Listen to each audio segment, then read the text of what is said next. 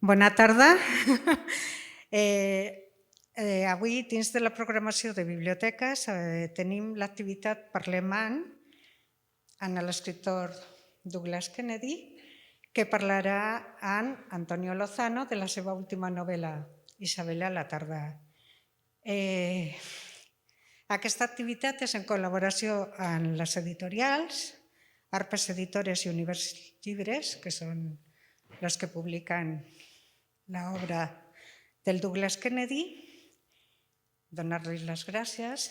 I de coses pràctiques us he de comentar que no us podeu treure la mascareta, que l'acte serà enregistrat, que hi ha venda de llibres i després se podran fer preguntes i perdoneu, són els nervis. I es podran signar les obres. Per fer la signatura d'obres farem una cua en ordre en aquesta banda d'aquí. No explico ja més coses, espero que us agradi i gràcies a tothom per haver vingut i a vosaltres per l'activitat. Gràcies. Gracias. Hola, bona tarda. Douglas, welcome. Thank you for being with us this evening. I feel very embarrassed that I don't speak Spanish. Je parle français, je vis à Paris depuis 20 ans et ich spreche Deutsch auch. Ich habe eine Wohnung in Berlin. So Spanish is next. I promise. I'll do that for Arpa. Bé, faré una presentació molt breu i després ja conversarem. Jo conversaré amb ell en anglès, d'acord? Però ja dic, faig 5 cèntims. El Douglas Kennedy va néixer a Nova York, al 55. És autor de 15 novel·les i algunes d'elles veritables bestsellers a nivell internacional. 5 d'elles han estat traduïdes pel segell Arpa, que aprofito per agrair que m'hagi convidat a presentar el Douglas Kennedy, un novel·lista que admiro. I li he preguntat, perquè m'ha semblat una bogeria, ha venut uns 14 milions d'exemplars a tot el món, en 22 idiomes, o sigui, parlem d'un veritable autor global. I jo crec que parlem d'un novel·lista d'espectre o de mires, diguem-ne, decimonòniques. Construeix grans relats que es dilaten en el temps i amb la voluntat de penetrar de manera profunda, jo crec que la psicologia dels personatges, on les emocions i els sentiments els analitza una mica com amb lupa, diguem-ne. I crec que els narradors de les seves històries empenyen els lectors perquè capta molt bé, té un gran do per captar, diguem-ne, el fluid, com flueix la vida, i també per com va a l'arrel de les nostres contradiccions, el que ens fa, en definitiva, més humans. I també, segurament, el seu èxit s'explica perquè té entre cella i cella la impossible, diguem-ne, resolució dels misteris del cor, l'amor. És un dels seus objectius prioritaris, s'endinsa de forma reiterada en el tema de l'amor. I avui, aquesta tarda, presentem Isabelle por la tarde, que és la penúltima novel·la ja té una següent novel·la, i que ens parla del romanç prohibit entre un advocat, que és americà, i una traductora, que és parisina, i és més gran que ell, i que està casada en el moment que es coneixen. I què fa el Douglas Kennedy? Doncs va tomándole el pulso, diguem-ne, a través de les dècades, aquesta relació que és complexa, que és asimètrica, almenys al principi és asimètrica. I ens va mostrant com van encarant els dos els vaivenes personals i professionals que porta el pas del temps, i aquesta manera de fluir en el temps, ja dic que és una de les grans virtuts, jo crec, narratives d'ell, i és molt difícil sostenir novel·les que analitzen, ja dic, el pas de les dècades i mantenir allà la tensió narrativa, i ell jo crec que ho fa d'una manera admirable. I sempre, diguem-ne, tota la novel·la, com en d'altres títols seus, hi ha sempre la tensió entre estabilitat o passió, incertesa o monotonia. Per què apostem? Per tenir coratge de deixar-nos portar per la nostra passió o per un model més conservador en matrimonis. Es pregunta molt per la fidelitat. És un dels temes, un leitmotiv bàsic en aquest llibre. I ja sense més dilació ja comencem. Shall we start? Yeah? Yes, that sounds like my novel, yes. Good. So before we go into your work and the novel, let us start by knowing you a bit more. Let's talk about your biography a bit. Okay. Okay. So you studied history. I wonder if you plan to be an academic or a professor. And I know that you then started as at a theater company. You wrote radio plays. Yes. You started then writing travel literature, and novels came later. Much later, yes. Could you please walk us a bit through all the stages and what were your intentions when you started writing? I'm that very rare thing. I'm an actual native New Yorker, third generation, and my parents both grew up in very working class parts of Brooklyn, and they emigrated to New York. And I grew up at a time when New York City still had a middle class. Manhattan had a middle class. And I grew up in an apartment of 65 square meters. My parents had an exceptionally unhappy marriage, which gave me a lot of material and also made me very independent, very young. In one of my books, I write about going, in fact, it's the moment I write it, my narrator talks about going to the library for the first time alone at the age of 8.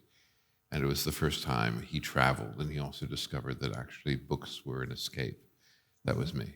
I ended up at university in New England and then at Trinity College Dublin, and I came back to the States after that. And there was a lot of pressure on me from my father, who was a very interesting guy. He was very Catholic. Again, from a working class background, he'd pulled himself up. He'd become a very successful mining executive. And he started a mine in Chile, which got nationalized by Allende. And I only discovered in 1974, we went out drinking the night before I went off to university in Dublin. And my father drank a lot. And when he drank, it was in vino veritas, if you know that expression. And he explained to me that, frankly, for the last 8 years, he'd been in the CIA. He was actually an agent of the CIA, and this man, Joseph Sibley, who I used to call as a kid Uncle Joe, was the head of the Santiago station, and he was the mastermind with Pinochet of the coup d'etat, my dad. I think that was the evening I became a novelist. I'm sure of it. Yeah, sure. Without question.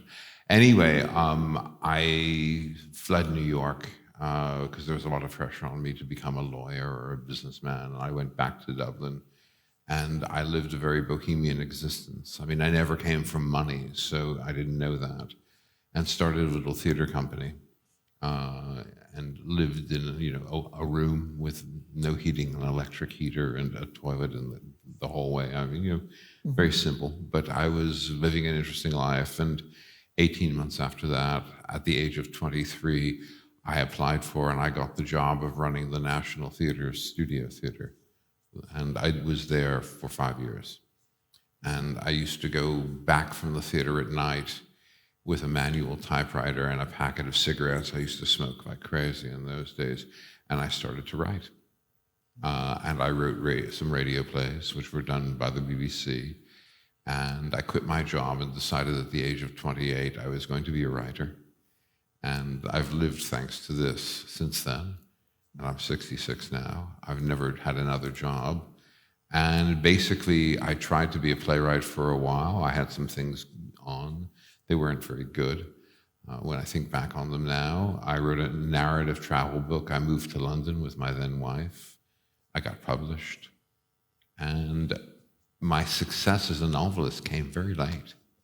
I was 38 years old when my first book came out, and my first novel, The Dead Heart, and then The Big Picture, which was the big kind of change for me, that came out at the age of 41. And, I am now working on my 26th book. So 26 books since 1988. I keep busy. Do you think the late success, the fact that the success arrived late, was good? Yeah, absolutely. I live in Paris, half the year, and I was giving a talk at the Sorbonne en français, in French, and someone who was young and clearly from money, very good looking, was saying, "How do I get to be a successful writer?" And I said, "Do you have 20 years?" He didn't like that. Do you have 20 years to sort of find your style, find your voice, also discover what you're good at and not good at, and keep upping your game? And more than that, more than anything else, I don't think people feel in a way, oh, I'll be the successful young writer, and then it just takes off from there. It's interesting. I just finished last night, late in Berlin in my apartment. I was rereading The Great Gatsby by Scott Fitzgerald for about the 5th time. I think it's my favorite American novel, and I make a point of reading it every 2 years. And Fitzgerald was 31 when he wrote that, and he already had this huge success, and he thought, my career is over, Hemingway was essentially burnt out in his mid-40s. He had one book after that, The Old Man and the Sea in his 50s.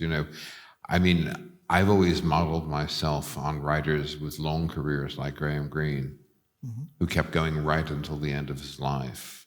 I think, the thing is, I've never written the same book either. I have my obsessions. I have the same themes all the time, but I change constantly. Isabelle is a very different book from the novel, which just came out in Britain and is coming out in France and the rest of the world later in the year, and which will be published here, Afraid of the Light. It's a completely different novel.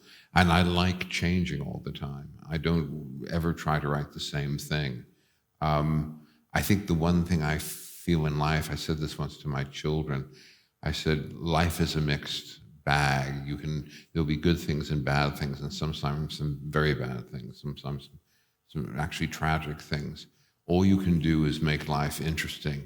And the one thing you must do is avoid boredom. I think boredom is the most tragic thing in the world, especially if you've had educational opportunities. I'm never bored, I'm bored sometimes at a play or a dinner party or the opera, but, a bad opera, but I'm never bored in life. And I think that's very important for a writer. And I guess you have this idea very, very clear in your head when you write, never bore the reader. Right? No, that's the interesting thing as well. I'm in the middle of my 26th book at the moment, and over the weekend I was having a bad time with it. I'd hit that point in it where I thought I'd just had 3 weeks in Greece, and the last week or the last few days I read I took some time away and I read what I wrote, and I could see that there's a lot that I'm going to change. Every novel of mine goes through 5 drafts, at least. That was 5 drafts. I have a very good independent editor in London who's tough as hell. She's, which is why I use her. She's an old school editor named Gillian Stern, and she's hard with me, but we work together very much. And the thing is, there are certain writers who, they're like architects. Everything is planned out in advance. They have it all figured out. I've never written that way in my life. There are things in Isabelle which I had no idea were going to be in Isabelle until I started writing the book. That's the same with all my novels. It just comes to me as I'm working. But once I start, I'm sort of obsessive, as I've been told, and by people close to me. And that's interesting. And I find out what the book is as I'm writing it. I find out what the themes are as I'm writing it. I never sit down with a clear idea. Sometimes there was a scene in Isabelle right at the end. It's the penultimate scene, the second to the last scene. And I always had that in my head. And I also had the opening, that first page in my head. And the rest of it, I just made up.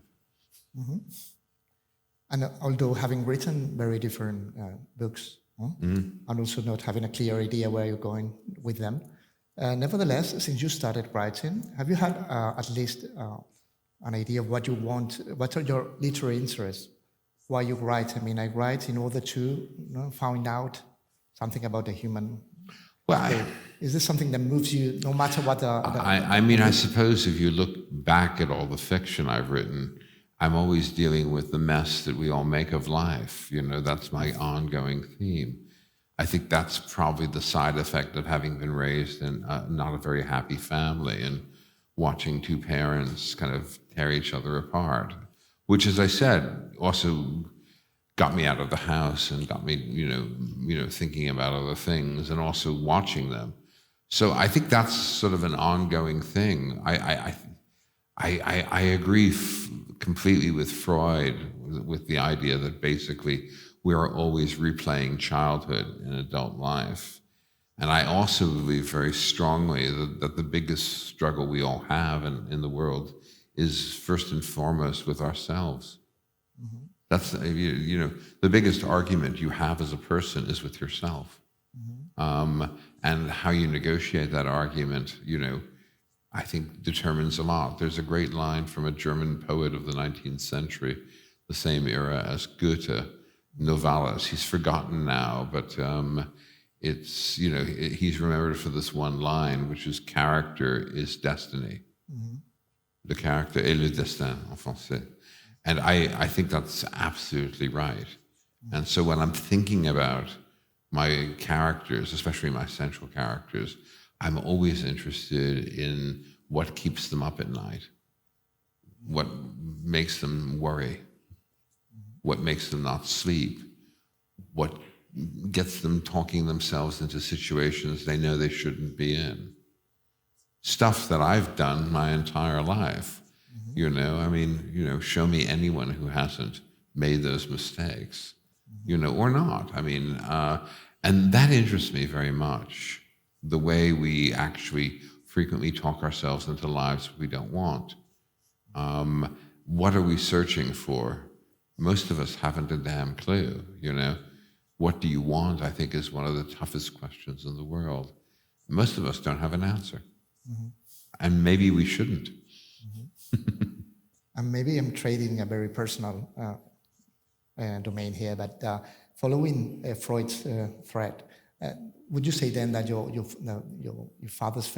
parents' failed marriage, in a way, has been very inspirational, has fed your work in many ways?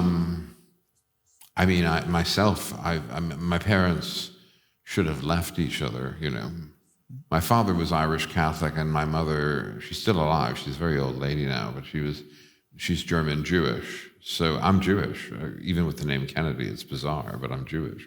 And very happy about that. But I've always said, an Irish Catholic father, a German Jewish mother. This is guilt in stereo, And I remember asking my father when he was 70, and I was back from London. I had just published The Big Picture, and there was this big success. And he was out of work, and I was trying to help him. And he was a very stubborn, prideful man. And I said, "What?" I said, "What do you want?" And he told me he wanted to leave my mother and move to Maine, which is where I live now half the year. And I explained to him over dinner how to do it. I have a very practical side to me, probably because I'm a Capricorn, but I have a very practical side. I explained to him how he could do it and still make sure he didn't have a lot of money. My mother would be okay and all this. And he reached over and tried to break my fingers. He was drunk. And he said, "Don't you ever," he said, "I took an oath before God." And I said, "Please, Dad, you had mistresses up and down South America. Knock it off, Mm-hmm. I know this. It's fine, I don't blame you. Mm-hmm. If I had been married to my mother, I would have had mistresses too, But, they were chronically unhappy people. That's how it was. I'm not a chronically unhappy person, but I got away. I'm a little anxious, but I'm not, or maybe I'm very anxious sometimes, but I'm not chronically unhappy. I think, I often said this once to a writer friend in London. I said, "Do you know any novelist who actually had a good childhood?" And we had a long think about it. We were talking about people we knew. And also just historically as well. No one does. But it gives you a lot to write about. And I think what's interesting as well is, do we repeat? I've tried to spend much of my life not repeating what my parents went through, but I've been divorced twice, but they were never divorced. So maybe by being divorced twice, I wasn't repeating. I realized this doesn't work. I have to go. But, that's another thing as well, which is I have a friend of mine in New York. He's very well off, and he's just gotten married for the 4th time, 4 marriages. And I said to him, this is the triumph of optimism over experience, and I said, and they're always the same woman. They're always the same woman. It's different clothes, different style, different voice, different hair, but they're always passive aggressive, and it always ends badly. And I said to him, Michael, before you do this again, and there will be a 5th divorce. And I said, you're addicted to this, And I said, you should just find another passive-aggressive woman, and before you even get married, give her a house, get it over with, But it keeps happening. And in a way, in a funny way, when I think about it, my second marriage, there were certainly, shall we say, leitmotifs, to use that term from Wagner, of the first. And, and is it true that sometimes you marry your mother without realizing it, and women marry their father? Sure. That's all part of it. That's interesting. The thing is, can you stop repeating? Some people can't. And that gives me a lot to write about. Mm-hmm.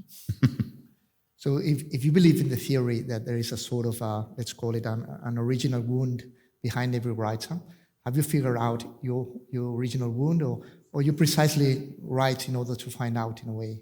I don't know if I have a single wound,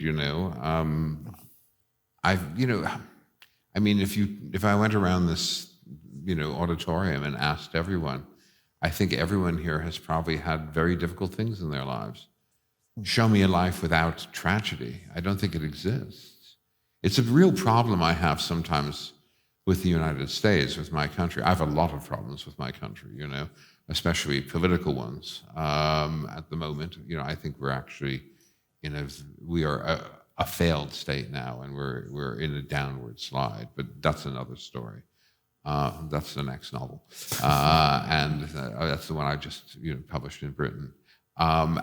But I think one thing in America is there's this notion that you're supposed to be happy. There's a great English short story writer named V.S. Pritchett, who I really admired. I also admired the fact that he smoked until 92 and, just died of old age. But he taught a lot in America, and he said, there's a very big problem in America. There's no concept of tragedy. Something just went wrong. I think that's brilliant, and I think it's very true. And so that was sort of interesting with me in this book, was to take a young American at a sort of naive point in his life and put him into a very French context, a 5 à 7 afternoon affair with a very French woman, where I'm probably getting ahead of myself here, but the rules are very different. But I think, fundamentally in America, we're taught you're supposed to be happy. Life is, serious but not hopeless. I lived in London for 23 years, and I once said what's interesting about the British, having lived among them for a long time, is we in America think life is serious but not hopeless, and the Brits think that life is hopeless but not serious.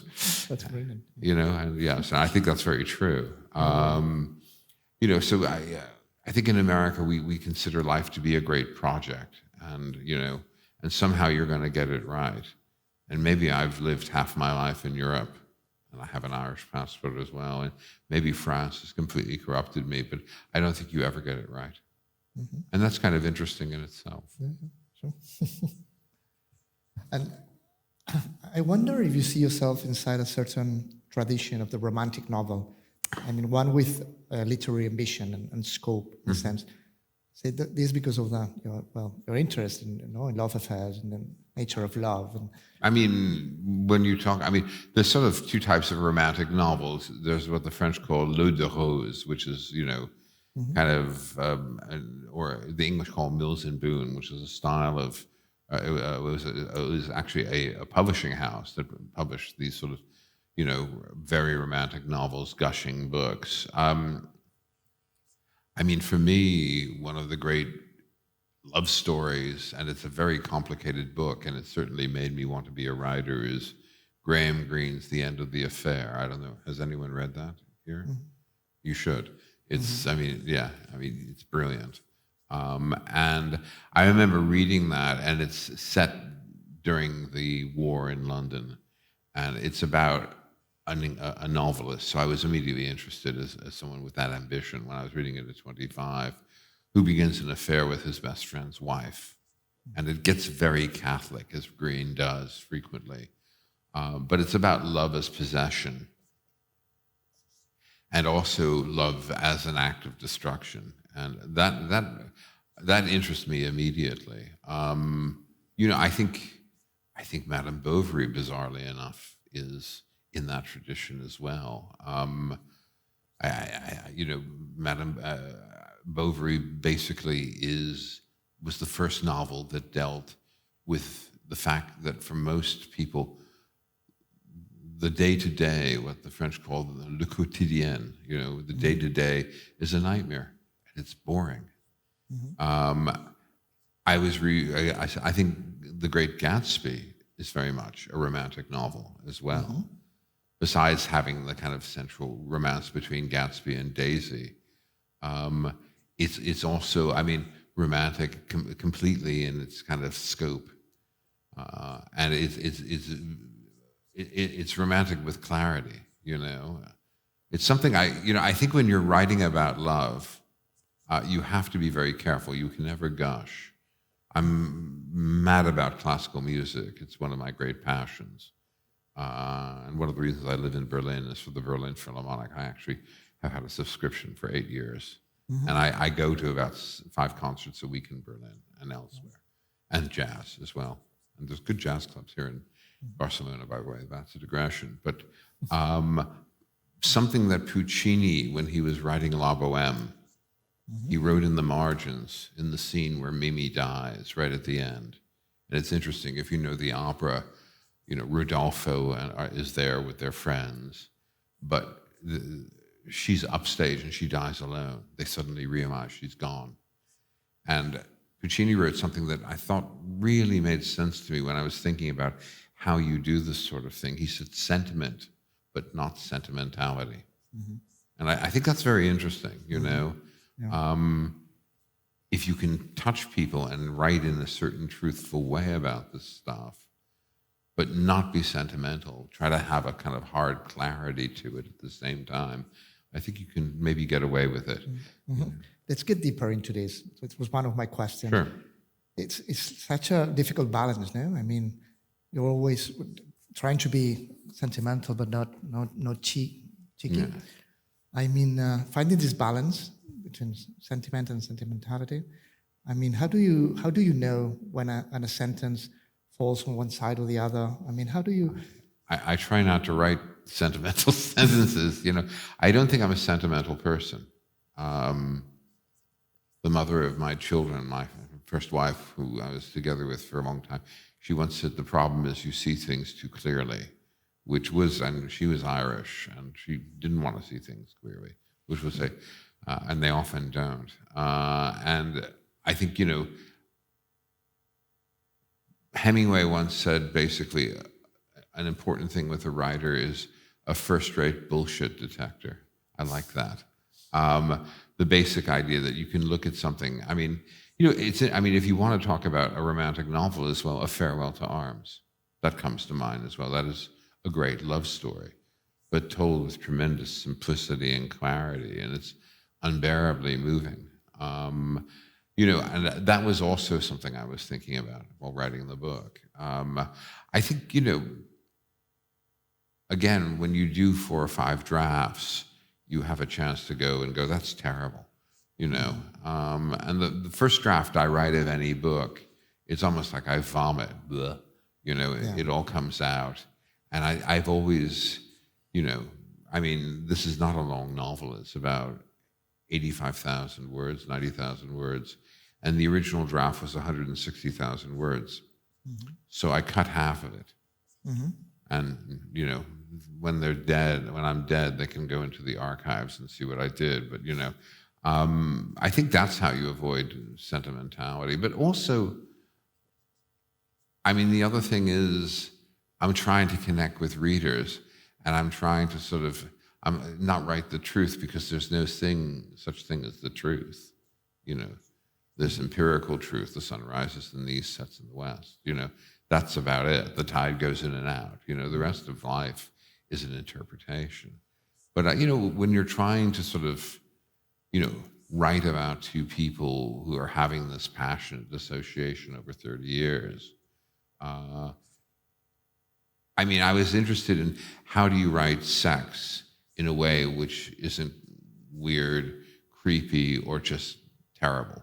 Mm-hmm. He played her body like a Stradivarius, something like that, The earth moved. Actually, that's Hemingway. That's from For Whom the Bell Tolls. But how do you do that? That was interesting. I read a lot of novels just to look at how sex was handled. And I laughed at a lot of them. 50 Shades of Grey especially, which I only got 50 pages into before throwing it over my shoulder, but I'm thinking, this is garbage. But I was just interested in looking at how other people did it and what to avoid and what worked.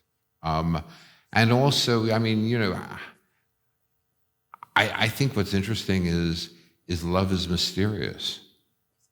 And why you fall in love with somebody and why it happens. And, when I analyze, and also the fact that, at the beginning of a love affair, it's almost like everything seems possible.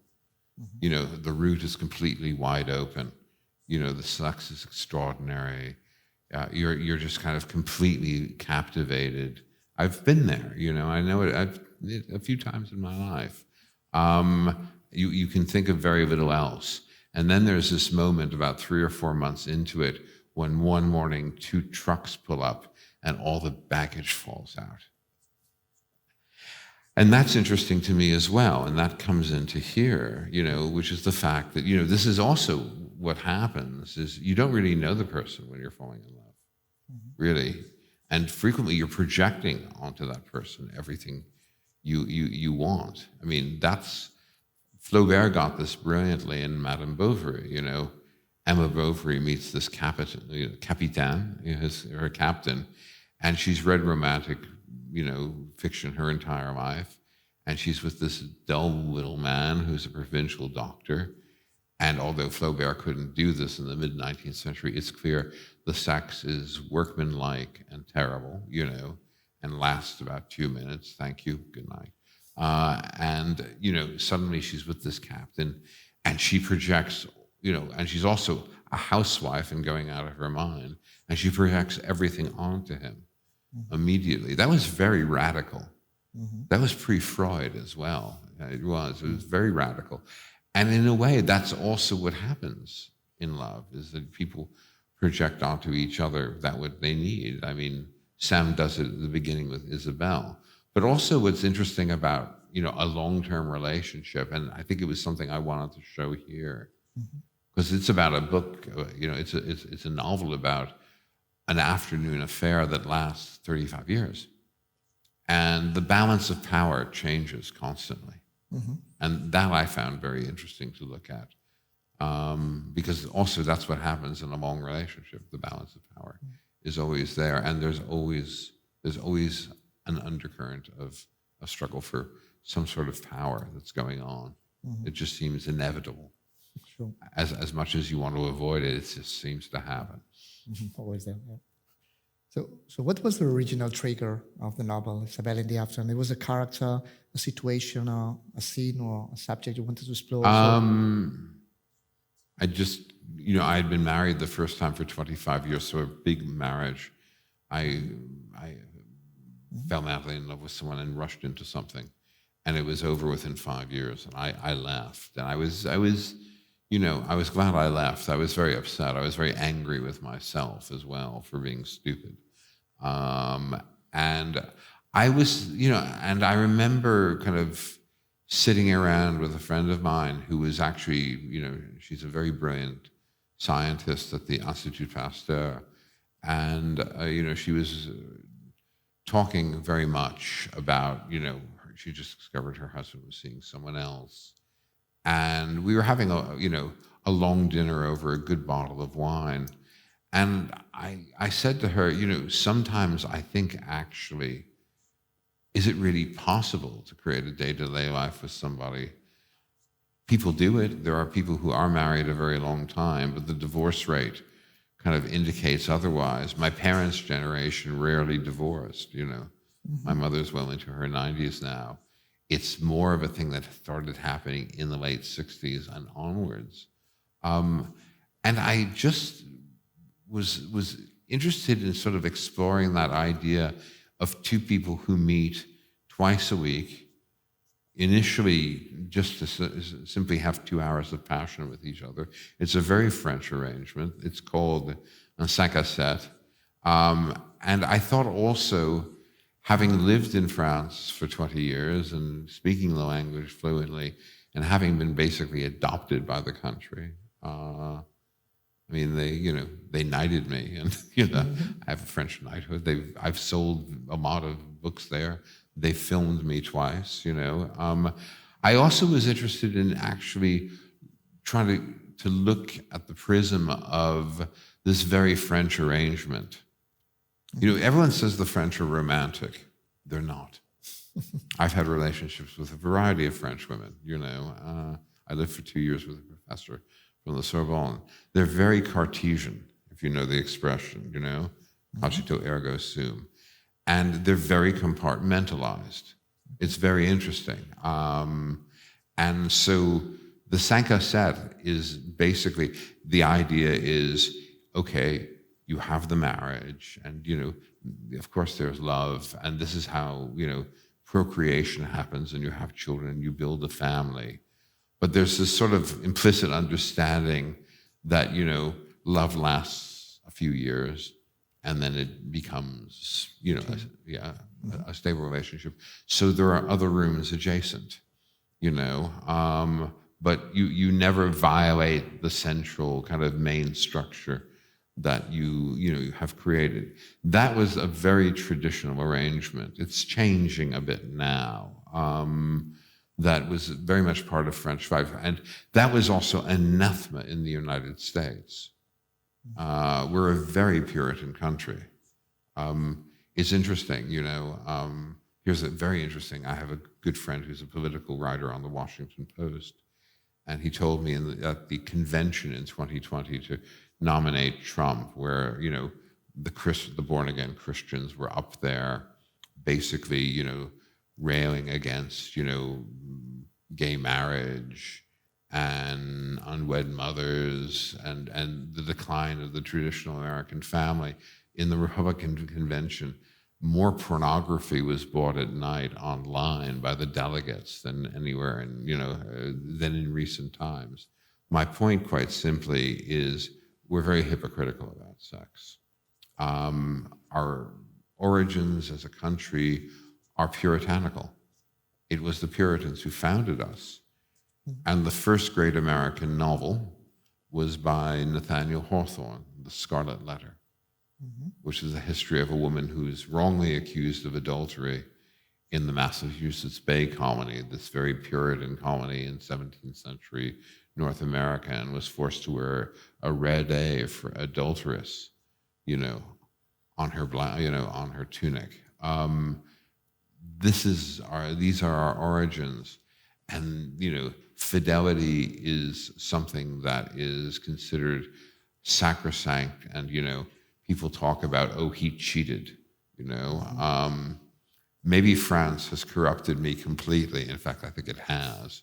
But my attitude, quite simply, is to quote Alexandre Dumas, who wrote The Count of Monte Cristo and The Three Musketeers, and he had a very difficult marriage. He said, the chains of marriage are very heavy, and sometimes you need 3 or 4 people to lift them. I like that. But fundamentally, the idea is, and so I wanted to play with this whole idea of what is fidelity. And I also wanted to write a book about two people who are actually having very good sex. And they do, that was also interesting technically, just, again, how do you approach writing sex? And I rewrote those about 8 times each time and just, again, thought, terrible. Okay, get rid of that. Don't make it, too mechanical. Don't make it too lyrical. Get the actual passion of the moment. And I did that at the beginning, and it diminishes as you don't need to be reminded again that, it works with them. Maybe does it work because, again, Sam is a young man of 21 when he meets Isabelle in a bookshop, and she's a 36-year-old, traductrice, a translator. She has a little studio nearby, which is her office. Her husband is an older French banker from a good family, a man in his 50s, who bought her the studio, knowing full well she would have this sort of arrangement as he does. She basically gives Sam her carte de visite, her card, and says, call me. And he's anxious, but does, and goes over, and something starts. And of course, immediately, he meets the carnal in a very different way. He's never had sex like this before. And with this very intriguing woman with long red hair who chain smokes constantly. It's the late 70s in this little studio apartment under the rooftops in Paris. And that was my first apartment in Paris. That was, I used that very much, the exact address, and in fact, the whole design of it. That's where I lived for the first 9 years in Paris. So I turned that into Isabelle's apartment. That's one of the few autobiographical things in the book. But I was interested as well, fundamentally with the fact that this develops over a very long period of time. And could it be because they are not living together day in, day out? Because they don't have children together, which, as we all know, changes the relationship dramatically. Could it be that this is what keeps the passion there? But at the same time, it creates other sort of problems, jealousy, longing, all that. Because every reader will reach the conclusions after reading your book, no? But as Isabelle in the afternoon addresses this, the eternal question of the tension between romantic love and marriage, or toxic passion in a way, very toxic in a way, toxic, and dragging, stability, if you can, fantasy and commitment. But both options finally are painful, no? So shall we conclude that love is like an unsolvable matter, no? Absolutely. but we keep wanting to do it too. Love is something we're very attracted to. We want to find it, there's this idea that your soulmate. I think that's nonsense. I think again, what you want at 25, let's say, and what you want at 40 are two different things. I'm a man in my mid-60s. Edging into my late 60s. And, I probably want different things now. That's okay. But, again, we are all, we're programmed actually to think about, love eternal and, that person who will make us feel whole, who will basically make you feel you're not alone in the dark. It's a nice idea. It doesn't work that way, but it's a nice idea. I've been in several long relationships, and I've also had children, to whom I'm very close. I was talking to one of them last night at 1 a.m. She called me up from New York City, just bummed about a boyfriend, and I said, I've got to get on a plane tomorrow, but we talked for an hour. Fortunately, I function without a lot of sleep. But, I think, and I see it with my own children at a very different stage of their life now, in the 20s, that kind of search for the right person. And the fact is, it never works that way. And also, that's the other thing as well. When you meet somebody, you're basically asking them to pick up all your baggage as they are they're asking you. So you become a baggage handler. And it's sort of an interesting metaphor, isn't it? But you become a baggage handler. And how do you handle their baggage? And, and in this novel, and initially, as I said, Sam is enraptured by Isabelle, and it's very heady. And she's very, as the French would say, cadrée. She was very much cut and dried, I'm seeing you twice a week from 5 to 7. I'm going back to my husband afterwards. Don't ask me about that. Don't ask me if we still have sex. I love these moments with you, and they're wonderful. But that's it. And, Sam can't understand this. How can we be so passionate with each other? And how can she not be as in love as I am? And then things change over the years. And I was interested in that as well. And also the way people talk themselves frequently into lives that they don't want. That's been a big theme of mine, constantly. And that maybe came out of the parental model, because my two parents should never have been together, but they stayed, It was that generation. I think it was my father's Catholicism. But also I see this with a lot of friends, just, oh, I couldn't do this. I have a friend of mine in New York. He and I were in primary school together. I've known David for over 55 years. And we were having dinner about 3 years ago, and he said to me, I haven't had sex with my wife in 10 years. I wanted, but she just stopped. And I said, so what's the name of your mistress? And he said, oh, I could never be unfaithful. And I went, oh my God. And he said, yeah, well, you're corrupted by the French, Douglas. But again, I was fascinated by that kind of, shall we say, train of thought. How on one level you're being denied something which is very fundamental, I think, in human life. I mean, I think sex is very important, and I really believe in it.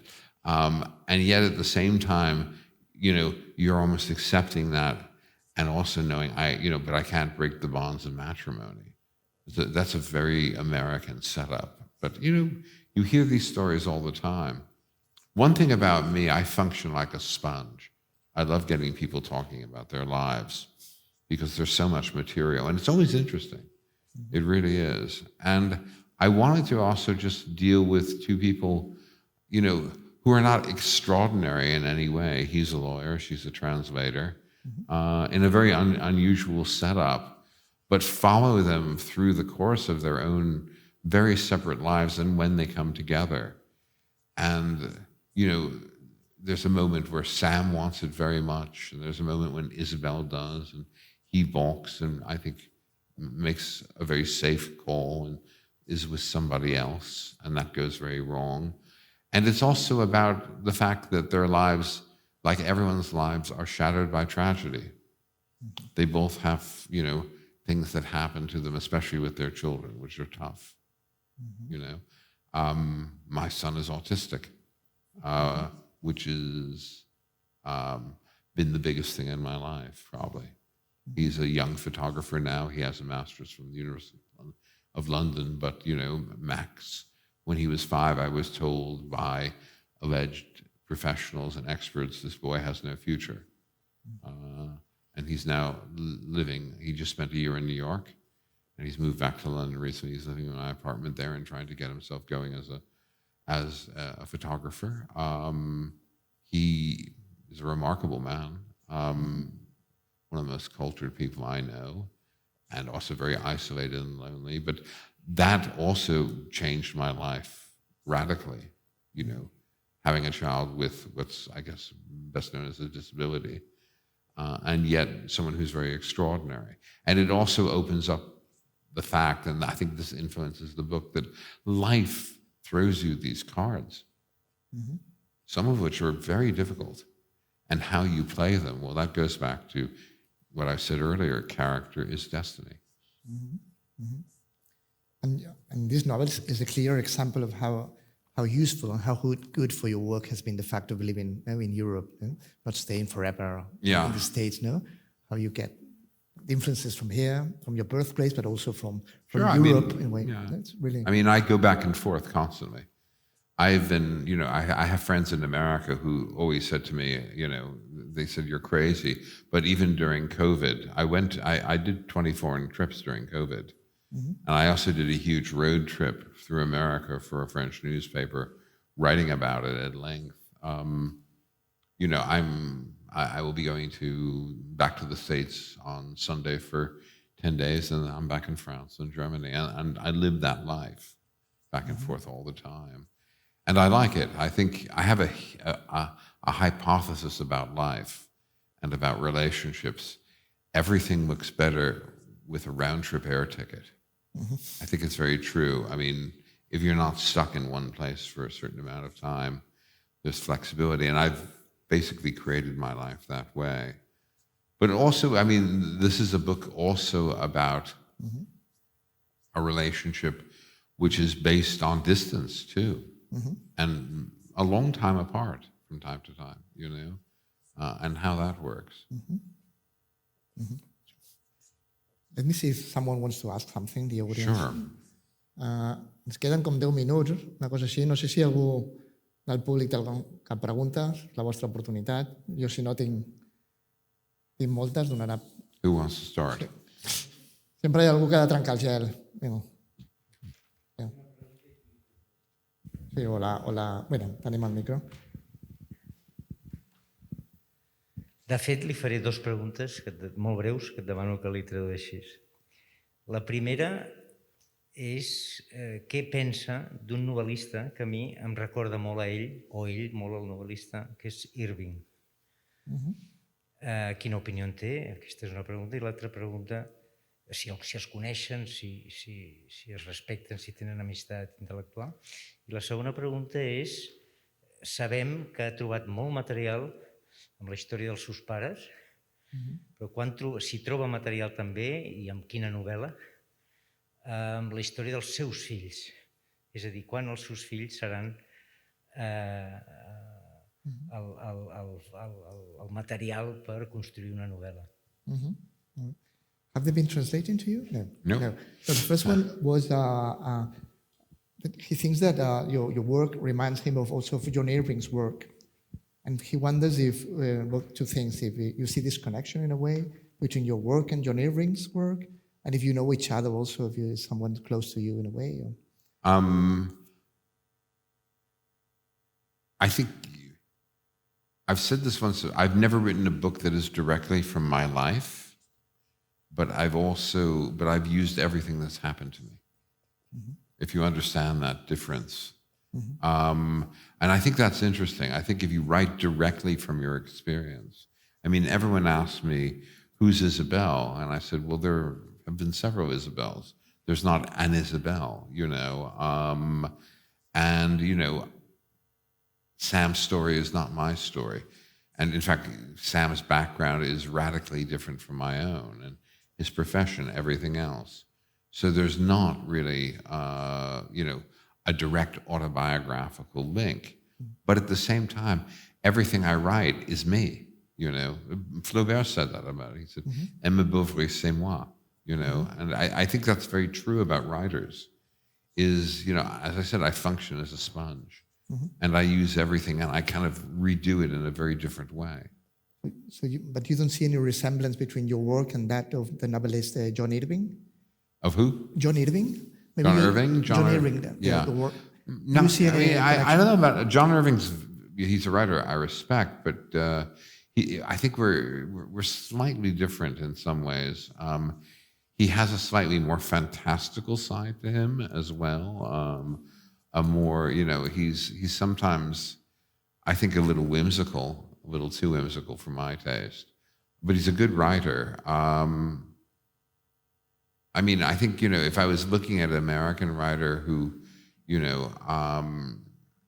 resembles what I do, I would think, I was very much influenced by Updike as a young man, and in a very different way by Philip Roth, who I think is brilliant. a not very well-known American writer named Richard Yates, Richard Yates. Yeah, who wrote Revolutionary Road. Yeah. I think I'm working in a kind of realist tradition. And, but also with the perspective of someone who's lived 33 years in Europe. And so I have, it's very funny, when I'm back in the States, a lot of Americans will say, you're not really American because you've been over there too long. And it's, and I went back to the States after 30 years away and decided to live there half the year because I felt like I had to reconnect, that it was my argument, my country, my argument. But I'm also very happy to get away from it too. And he also wanted to know that if you think that that your children's lives and your relation with your children will also some way find their way into your novels, Sure. as your parents have also find their way through your Sure, fiction. sure. As I said, you use everything. You absolutely use everything. My daughter read the next novel, and there's a character who's very different to her, but she got it. She understood. I used a lot about her in the book. She liked it too, which is fortunate. But clearly, I was thinking about someone of her generation, but everything about this young woman who's actually, from Los Angeles and, from actually a very Catholic father, et cetera, it was very different to her. But at the same time, she said, there's a lot of me there. And, I think you just do that instinctually. But there's a difference between that and writing what the French call a roman à clé, where you basically sort of take something that happened to you and you try to redo it completely as a novel. That's usually revenge. And it's not good literature.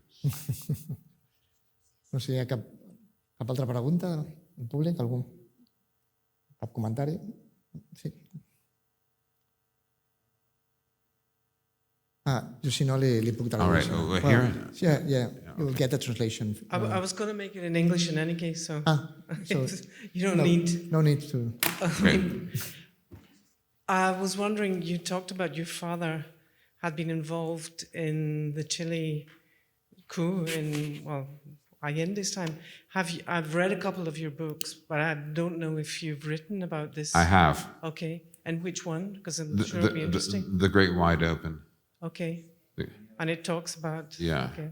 The Great Wide Open, it's all in there. Okay. And also, I took that, and there's also an involvement with a son who, basically was in Chile at the same time and was involved with a woman on the left and was picked up by the junta, and he got spared, she wasn't.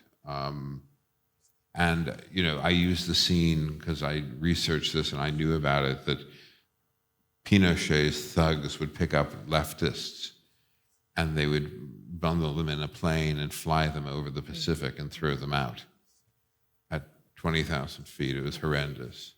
And I used that in the book. Again, my father was there. I reinvented a lot of it, but I used that very much. Someone said to me, were you horrified by your father doing that? And I said, well, it was certainly interesting. I think that, his politics and mine were very different. Were he still alive, I have no doubt he would have voted for Trump. Okay. Because he was an angry white guy, and he was angry at his own life. And angry, just at the diminution of the power of, of basically, white America, and that's exactly the demographic that votes for Trump. At the same time, I was more fascinated. I think I said this once to someone. I think the reason my father joined the CIA wasn't really patriotism; it was to get away from my mother. But which is also kind of interesting at the same time. But yes, it's there in the book, but I refracted it in a very different way. And he didn't live to read it. He was dead by the time it came out, dead 2 years. Thanks. Thank you. This translation of this novel to Spanish, no? La Sinfonía del Azar, La Sinfonía del Azar. And it has been translated this novel. Sorry? To the Spanish. No, I will comment in the Spanish. It has been translated La Sinfonía del Azar, Yeah. for those who may be interested in the Spanish translation. No sé si hi ha cap pregunta més. No?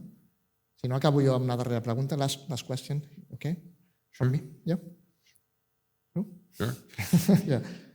So women, once again, very present in your fiction. Mm-hmm. Are your circle of female friends and relatives cautious whenever they are in your company? Do you trigger a sort of Truman Capote effect? I hope I don't trigger a Truman Capote effect. I mean, Capote was interesting because he had a circle of women, but he was a gay man, and he had the circle of, and he also loved high society, and he had what he called his swans. Capote was a brilliant writer and also someone who destroyed himself because he believed in celebrity. John Updike had a great line once. I like being a successful writer. It means I can live here and there, and I get to travel a bit, and my children are okay, and I can buy the best seats for the Berlin Philharmonic. That's success for me. I have good seats at the Berlin Phil. That's nice. The rest of it, and I'm someone who's not, I'm not interested in society. In fact, I hate that. I run from it. I'm not what the French would call mondain, and I like traveling below the radar. I took the train out to the airport today in Berlin, I just took public transport as I usually do because it's faster and cheaper. I'm that sort of person. Capote, I think he didn't, I don't think he was he wrote one interesting woman character, Holly Golightly in Breakfast at Tiffany's. I don't think he was a great writer about women, but he was sort of a great person for being around women. But I think I think he also had the perspective of someone who was not also engaging or interested in them sexually. So there was a very different rapport. I've written half of my novels in the voices of women. This is one of the few that haven't been, but The Great Wide Open has a woman narrator, 5 Days has a woman narrator, Leaving the World has a woman narrator, The Pursuit of Happiness has 2 women narrators. I can go on, It's interesting now because we're at a moment in literature where you're not really supposed to do that. There was a big controversy in the States where a woman writer wrote a novel called American Dirt in the voice of a Mexican-American woman immigrant. And she got a lot of crap for it because they said, well, you're not Mexican-American and it's cultural appropriation. I'm against that. I think you're a writer, you have an imagination. I don't write as a woman, I write as my character. And I like doing it not because I want to reinvent myself as a woman, but I like looking at the world through that person's eyes. I'm in the middle of a new novel now, and there's a woman narrator. Why have I been able to do this? And why do a lot of people, readers and critics, think it works? Because I've never thought as a woman. I think very much, as I said earlier, as my narrator, and look at the world with their eyes. I've written 2 novels for children, which are also published in Spanish and Catalan, and illustrated by a brilliant French illustrator, Johan Svar. And the character is named Aurore, and she's an 11-year-old French girl who's autistic and has a magic power. She can read behind people's eyes. She can see what you're thinking. Now, I'm not French. I'm not a little girl. I I do have an autistic son, but Aurora is very different. She's not verbal. She's nonverbal. She talks with a tablet, as certain autistic children do.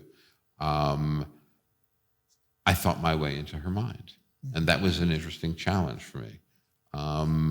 Similarly, I think, fundamentally, if you start asking yourself, how does a woman think this way?